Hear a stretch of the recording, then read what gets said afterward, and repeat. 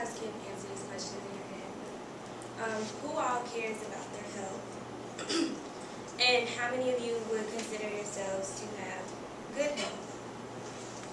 And who all has engaged in sexual activity? And did you know that all sexual activities can harm your health in some type of way? So freshman year, there was this girl. She attended MCSU. And she just wanted to get out. It was her first time having freedom. And she just did whatever she wanted to do. She partied. She focused in school a little. But the main thing she was worried about was all the boys. And being able to be around cute boys. And do what she wanted to do without her parents telling her no. So she took advice from a friend, which wasn't good advice, but she took advice from a friend to basically get it all out before she grew up being around me and all that stuff. So she ended up doing all that. She engaged in a lot of sexual activities on campus. And eventually she met somebody that she liked. She settled down and she got with them. But it didn't last long. So a couple weeks into the relationship, a big argument broke out. And the guy told the girl, he went to the bathroom and it just wasn't the same. So basically what ended up happening is they went to the doctor, got tested, got sent home with medication, and they just waited for the results. So after a couple weeks, they got the results, and their biggest fear came true. She was positive, and he was positive for gonorrhea. Now, this girl wasn't me, but it could have easily been me, just like it can easily be one of you guys. So today, I'm going to inform you on STIs on college campuses, how to protect yourselves, what they are, and what to do if you may have one.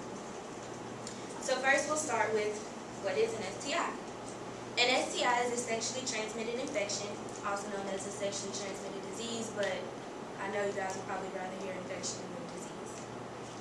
So ways that you can get an STI are from oral, anal, and vaginal sex. You can also get them from unsterilized drug needles, childbirth, breastfeeding, and as well as blood transfusions. Common STIs on college campuses are HPV, gonorrhea, chlamydia, and herpes. So we'll first start with HPV. So this is a virus that you can get from any type of sexual contact. Both men and women can be affected with this. You can transfer it through skin-to-skin contact as well as like sharing razors or shaving after someone else. And it infects the genitals, the anal, the anus, and sometimes the throat, and it can lead to warts and cancer. The next type is gonorrhea, which is a bacterial infection. And you can get this from any type of sexual contact. It infects your genitals, anus, and your throat as well. And both men and women can be infected with it. The next type is chlamydia, and that is also a bacterial infection. And you can get it from any type of sexual contact. It infects the genitals, anus, the eyes, and the throat. And men and women can also be infected with this. And the next is herpes, which is a viral infection. And it's transmitted through sexual contact. It can infect any part of the body. It's found on the genitals, the mouth, and the lips. And there's two types, which is type 1 and type 2. Most common is type 1. And men and women can be affected with this as well.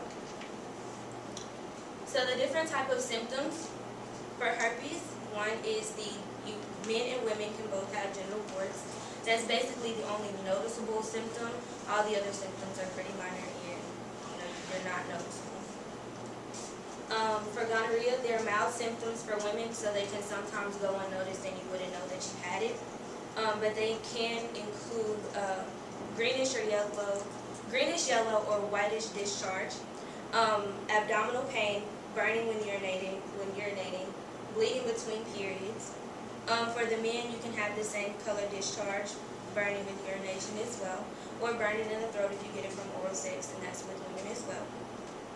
For women, they're mild symptoms, so they do go unnoticed, but for men, the symptoms show up in about 2 to 14 days after being infected with it. Chlamydia, in women, it's burning when you urinate, abdominal pain and discharge, blood in the urine, and you have an urgency to pee. For men, you either get a white cloudy or white discharge, pain or discomfort when you're peeing, inflammation, and then tenderness around your testicles. Herpes in men and women include blistering sores around the mouth. It's kind of like, the way you can tell you have it. So now that you know about STIs and what they are, let's talk about the statistics on MTSU's campus. So 74% of MTSU students have had one or fewer sexual partners in the past 12 months before they took the survey, which means that 26% of MTSU students have had 2 or more sexual partners. 74% of MTSU students have had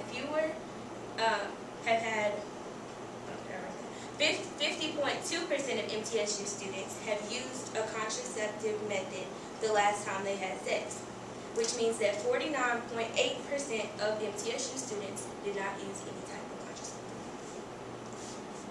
47.5% of females have went to the doctor, have went to the gynecology to get an exam, which means that 52.5 females in MTSU have not been to the gynecologist. So why are these stats so important? So to be protected, there's a couple ways that you need to be protected. The first is to, of course, remain abstinent. Don't have sex. But if having sex is hard for you, you have to limit your partners, or you put yourself and your partner at risk for getting an STI. Also, wear protection. It is important for you to protect yourself as well as your sexual partner or partners, so you need to wear protection. Alexis, I'm sorry, your time is up.